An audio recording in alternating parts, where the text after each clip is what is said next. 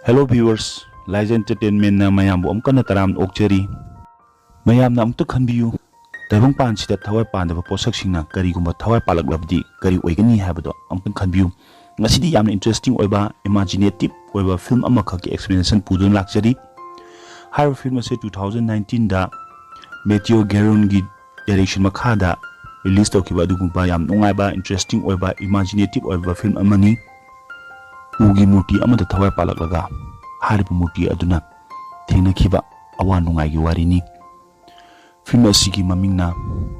Pinocchio. Hojiti mayam taminarsi fantasy imaginative adventurous film Pinocchio. Pinocchio hek hobaga yamna ahan oiraba carpenter ama haibadi usuban ahan makha uli ahan asi yamna lairaba ahan sigi mamingna Geppetto haina kawi. Geppetto se punsida yamna paisa talaga ina khumba oiba pami tawutu mana yam lairaba paisa lejadabna maram ore haraga magi hawdokpham karimta lerapti. Ahal adugi khungangda noma puppet show toba haibadi hanglai gi show toba adugumpa tim ama laami madu uraga mahaksu puppet show toraga puppet charaga tongan show kaya ama toraga mahasu paisa taningami adubu madi paisa paijadaba lairaba oibana maram oraga mahaki puppet do sanaba paisa leiramde. Mahakna khunja singda hangi ai matau karamna puppet sagani khunja singna hairami nang puppet sage ha tardi ugi ukak amada tore haraga nang puppet sabe yai fajaba u kaya amada haaga sabe yai madu tabda Geppetto na magi mamanaba cheri ningsingai mahagi mamanaba cheri da harami cheri engonda u fajaba amtang pibiyu ba ai ugi puppet habdi murti amtang saba pami madu tabda cheri na mangonda u ma pirammi tawbutu u ado masana lengjarami u ado phangbuda Geppetto yamna ngaklami amasung yamna su harawrami madugi matungda Geppetto na u ado yumda pura laaga yamna cheksinna anga amagi murti hak mahakna sarami yam cheksinna yam nushina sarami ahal aduna murti adu saringaida mangonda yamna angapu khonjel ama tarami mahakna naksal yengu matamda haiba murti ado sor honbagi makhon ama mangonda tarami madu tabada yamna cheksinna hena nungsina sarami maramdi ahal adugi kanamta lejaramde mai machanupa amta lejaramde madugi mahakna magi machanupa saktana murti ado yamna nungsina yam cheksinna yamna nana sarami ahal aduna murti aduga warisu sanarami mahakna hai nangse murti nate aigi ichanupani ahal aduna murti adugi maming Pinocchio hana tholi mahakna hairami Pinocchio nang ingonda papa hana kau ikhangkhongdana murti aduna mangonda papa haina kauri maru tabada Geppetto asukimati ngaklami amasung mahak asukimati harawi ahal adugi thajabagi wamda tholiba thaudok mayamduna mahak harawbagi pankhai leikite tapna Geppetto na murti adubu chappa tambirami wangangba tambirami mahakna Pinocchio bu tupi angangba ma upsanbirami jacket angangba musu upsanbirami adu makhong panbadagi Pinocchio di asukimati kanna chenkhre ahal aduna tanaba phangkhide adubu ngaktang leraga Pinocchio yumda halakki Pinocchio na yumda halakpada masak khangdaba jiba amana mangona ngangami nangi babana nangbu yam nungsina sembani sabani nang babagi haiba illu hairude Pinocchio na khumi ai yam ware chelubagi ai ngaktang puthage tumilayu taningde adugi matungda mahakna chawkri amada phamlaga mainakta phamlammi tobudubu phamna mahakse tumtharami tumtharaga khangawduna hawglapa matamda mahaki makhong adu punna chak lerami marangni mahakti una sabana maram oraga madu ubada Pinocchio asukimati nungaite amasung mahaki mapa haibadi ngasagi ahan Geppetto manata chalaga maba aigi khong ase amukana semjanbiyo ai amukana chenba chongba pami madur mapa Geppetto na hairami ai nangi khongdo amuka semjange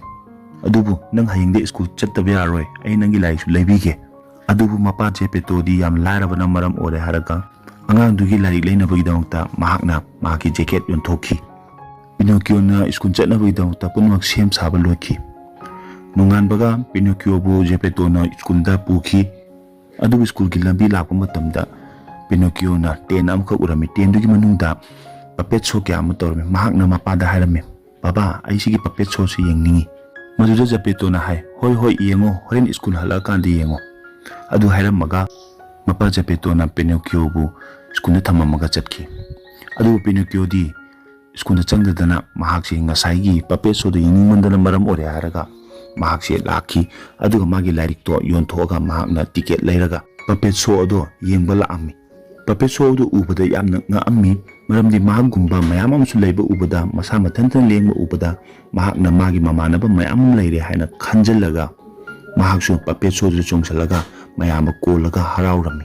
matang aduda puppet show du gi owner haibadi mapu changami aduga Pinocchio gi mongdu ubada yamna nga'ammi maramdi mahakna thamamba hana gi puppet singdudi mang lang tawraga lengan banaktani masigi puppet sidi kamdawba jano haina mahakna khalami maramni machi langumba su pande masa matana lengjaba si ubada hariba mapu ado yamna ngaknami aduga Pinocchio bu mana fajilami somdana mapa Geppetto na school suti thaba matam oire haina school da mahakpu lawba lakpa matamda ozana hairami mahakti ngasi school laktena adu tabada ahal aduna Pinocchio bu koithi thiba hawrami lambi da ahal amkhak thengnaki mahakna Geppetto da hairami Pinocchio di sida la'ammi mahakna sida puppet show si yengambani adugi puppet show do kadai da tawramano haina mapana koithi thire yengma matamda mafam juda su tent arsu leramde kanamtu leramde somdana ngasai puppet show gi mapu aduna mahana porakpa puppet mayam do amam tawraka thaba horami mai thabudra Pinocchio du su pusale haraga nangchu mai thado dabni haba matamda Pinocchio na lauraga haina mi ai amtu thabiganu adumaina request tawu matamda mapu aduna hairami phare adudi nang thararoi nangi mohta atopa ma tharage ko Pinocchio na hai makhoi thadu surupudi ai oina thabiro haina madu tabada haribo honor ado asukumuti thawai nungairamdi yam nungsiba mu poklami Pinocchio gi wahi tabada honor aduna hai phare ai nangi wahi duna maram ore haraga ai kanamta ai mai thararoige tawtubu nang ai manakta ngasi leitabe yaroi hairaga Pinocchio amusung atopa puppet mayam do punna mafam chaba amuda tungan khare nongala matungda asagi honor aduna laaga Pinocchio pu unarami aduga mongonda hangami Pinocchio nangse kanana sabno kadai lapano amtanggi hayu Pinocchio na mapudur khumami aibu sabdo yamna ahan oiraba yam lairaba ahal amani mahak ai soina thiramagani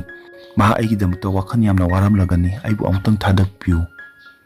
angang oiraba moti adugi wari do tabada honor ado mathawa yam nungairamde aduga nungsibana maram ore haraga Pinocchio da harmi phare se ai nangonda sanagi chandi chapi ani pige asi puro adu nangi babagi manata chatlo haina thadokpirami chatringai da Pinocchio na maki ngasai ki marup mayam puppet mayam du unarami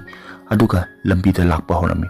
lambi da yamna angakpa huran ba ani kak thengnarami huran ba ani duna Pinocchio da harami lao akhoi manakta lao nangi paisa se akhoi double to pike haina thembirami asumna huran ba ani duna Pinocchio pu themaga puki hausi huran ba ani duna Pinocchio bu hotel amda puki adu hotel aduda mabuk thanna chak chara matungda Pinocchio da harami phare ngasi gi nungdang jes masita le asi nang asi tumkhro aduga hayang ayu hawgalaga aikhoi chatsi haribu khongchat tu chatla matungda aikhoina nangi paisa do soidana double tawraga pibigani haina themjilami adu Pinocchio na ayuk hawgpa matamda mahaki paisa amade leiramdre haribu huran ba ani duna mahaki paisa ama puduna chalami mangonda lemo paisa adu pure harga ma hotel dagi thoklai aduga lambi aduda ngasai masak khangdaba jiba mutu thengnaraga jiba dun monda hai Pinocchio nangonda leiba paisa adu nang chikchina thamu adu haiba paisa adu purga nakhoi babagi manakta chatlo nangi babana nangi damakta wakhal yamna waramagani namu saba baba aduna nangi damakta pita aduna khawrang nangai dun leirabani madu tabda Pinocchio na harami nang kanano nang aibu ngak letna takpi si kadigino hairamaga matung onthoga lambi rom da chatki lambi da ngasai huran ba ni to amka thengnarami aduga mahak lemoriba sanagi paisa do amku sumongondagi munnaba damakta honarami huran ba ni duna Pinocchio bu phana bagi damakta kotan talame Pinocchio na kana chele haraga masak khangdaba yamna haunted oibe yamna akiba mafam amakhakta yum amada yoksalakhi yum adugi thong thilubam tamda mathaktagi nupi amana lauri ai nangi damakta thong hangba ngamloi somdadi huran ba ani do yoksale aduga Pinocchio bu phara pukhre amusu u mathak amada yanchalaka thamami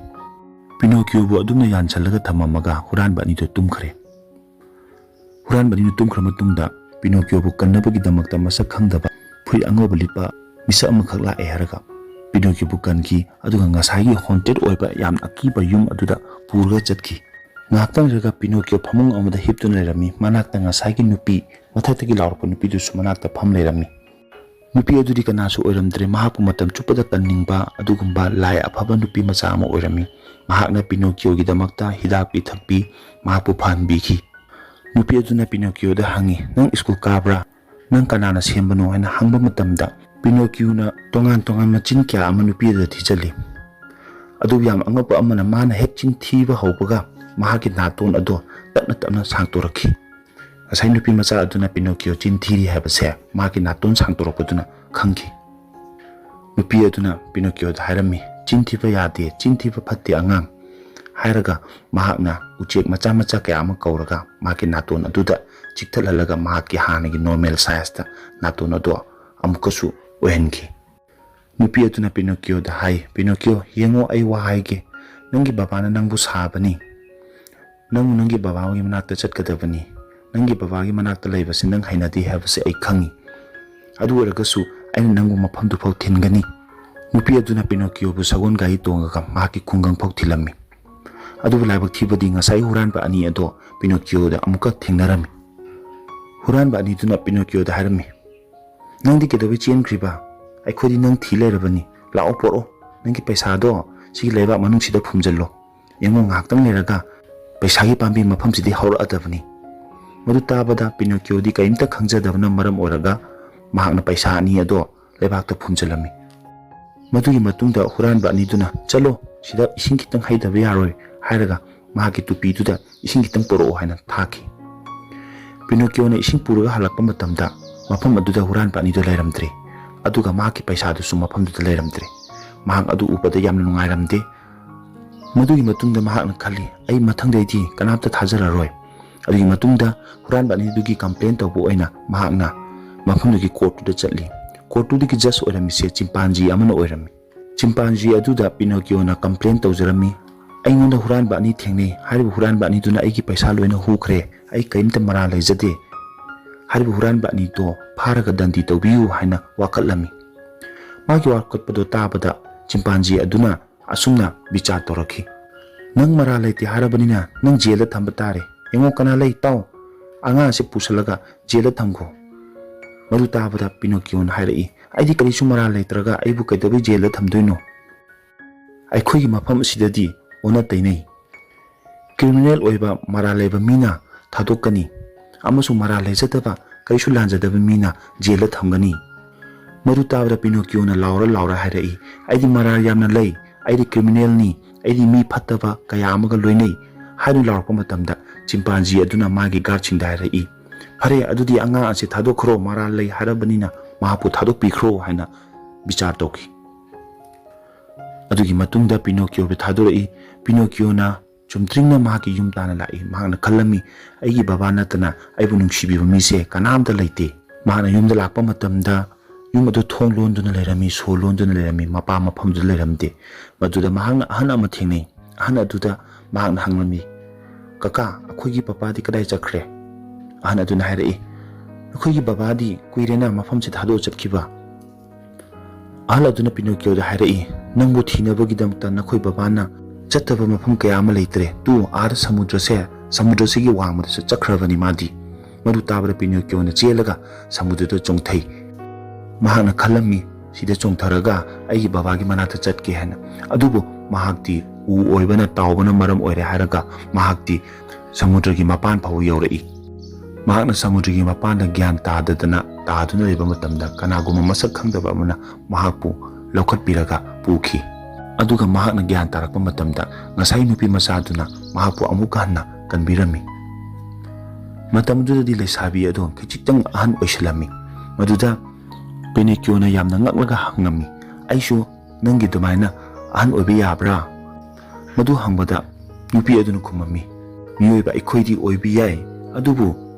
papet oiriba nangdi oibi yaroi nangdi mallaga kairaga tekhigadawni. Madu tabra Pinocchio asuki matik thawai nungairamde nupi aduna Pinocchio da hairami yango taw kariguma nangna yamna maramo oba hawe yamna illaba adu oiba tardi noma soidana aina nangbu asengba mi amakak ohenbigani aduga nangsu ai tawna tapna chaholakani. Madugi wahai adu tabada Pinocchio asugmati hararami aduga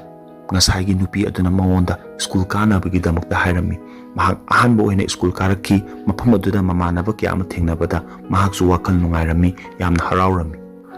adubu Pinocchio di school da mamanaba ngausanaba kya amaga loinana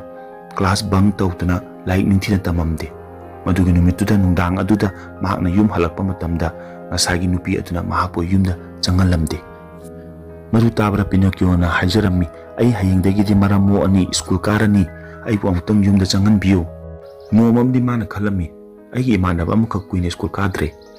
adubu nomamdi ikhang khongdra magi mamanaba nu thingne aduga mahakna mamanabduna hanglami nang kaigi school kadabano mahaki mamanabdun kunlami aidi yam nungai ba mafam amada hayingdagi akhoi ima baba ga chattore mafam dre school tamdasu yani akhoi yam nungai na harauna sananduna leiba yaba mafamni madu tabra Pinocchio na hairami adudi nang chalamdaida inguna su hairamuko asumna mahaki mamanabuna ayukta mahakna lamadu thadoga chatlingai matamda Pinocchio sula ami Pinocchio na adu uba kanda mahaksu mafam aduda school tamaro yam nungai na leini habda khanbada mahaki mamanabaga loinana tumina yauki haiba mafam aduda loina yaurami madugi matungda mafam aduda mayamsi yam nungai na sanadana chen chongduna leirami Pinocchio gi punsida asidena nungai pa mikup thengnaramde adubu noma ikhang khangdana makhoigi manakongdo chawthoami gadahagi manakong dawna dawrami mafamda leiba angangsing khudingmakki manakongdo gadha tono chawthoami haraga masasu tapna tapna loinamak gadha olakhi aduga Pinocchio gi masasu punamak gadha onki makhoi tapna tapna khanglakhi madudi saharadugi mapu ado yamna phattaba aduga mamapu amani mahakna angangsingse asumna themdana pudana laaga mafamduda loinamak gadha onthoga gadha adugi matengna mahaki thabak kaya ama sijanai gadha singdo mahakna circus ta sijanabra natraga atopa mida yonthoga mahakse yam kanna paisa tanba nupa ama oiduna leirami hariba mapu aduna Pinocchio su circus amada yonthoami aduga circus tu mapuna Pinocchio bu yam sathi sathina tathi tawoina sijanarami gadha olaga leiriba Pinocchio do asuguma circus kya ama tawbada ma asuki matik mapunsida nungairamde noma ikhang khongdana ngasagi nupi ado circus yengba laami maduda mahakna Pinocchio bu masak khanglami Pinocchio gi leiriba phibam adu ubada nupi ado mittaki pi takhi asumi matik nungairamde nupi aduna khalami Pinocchio nangse asugi matik haiba indaba lamhen tu henba nupa ama oibana maram oraga ngasi nangna haiba awaba se thengnabani somdana circus adugi mapu aduna Pinocchio bu pura laaga mahaki matu lokthokpa yaba lokthoaga mahapu samudada inthaki adubu gadha oraba Pinocchio do ising hek tabaga mahak hanagi phibam aduda hanjalaki mahak tamna tamna iroiraga lakpa matamda khangudana nga chawwa amana mahapu umsanki nga chawgi manungda nga macha amsu lerami nga macha aduna mangonda hai mafam asi yamna sathiba mafamni nang yai makhai mafam sidagi nanthoknaba hotno asumna nga macha duga Pinocchio ga nga chawbadugi manungda wari sanaringai manungda mahagi mapasu khangamdana nga dugi manungda leirami mahagi mapana Pinocchio bu uba matamda amasung Pinocchio na mapa Geppetto bu uba matamda asugmentik harawi aduga anito konaraga kapminai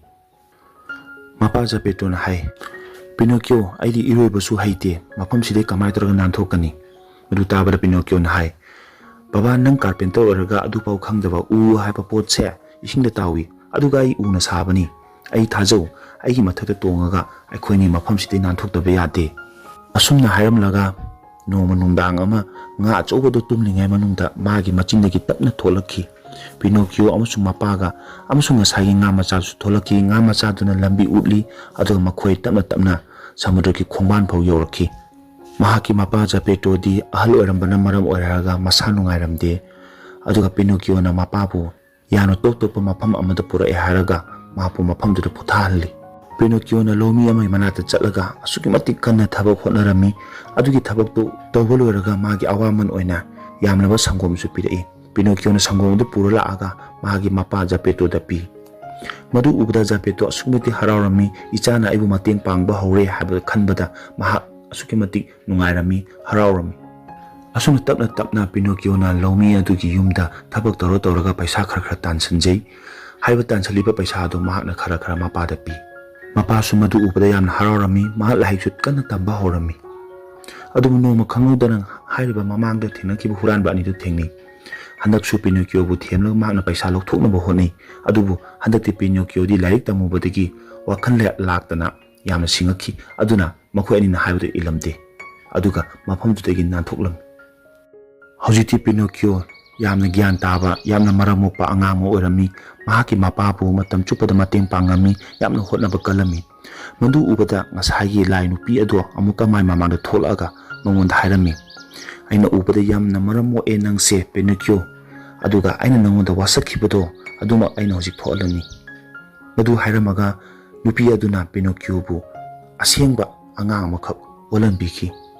Pinocchio na madu ubada mahaki saktam madu uba matamda yamna harawrami amasu yamna ngaklammi madudagi mahak kanna chelaga mai mapada laura harami Baba ay asengba mi haido ole yengo ay asengba mi ni ugi natre ay asengba mi ni yengo hairaga mapa adu uba kanda asuki mati harawrami nungairami aduga mahak na macha Pinocchio bu konchalaga hairami ichatani khwaidai maramokpa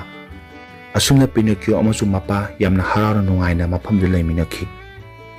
matang sida ngasigi movie explanation loisanjari aigi viewers singna movie asigi explanation se yam nungai biba taragadi like share amasung comment pibiu amasung subscribe tawdaba singna sungso soidna subscribe tawsambiu asuguma nungaiba thrilling oiba adventurous oiba science fiction gi oiba film kaya gi explanation pudun lakjage mayamna soidna apamba film singdo comment box ta comment tawbiro wafam se thamlaga ngasigi di soile tension jarage mayam punama pu tagatjari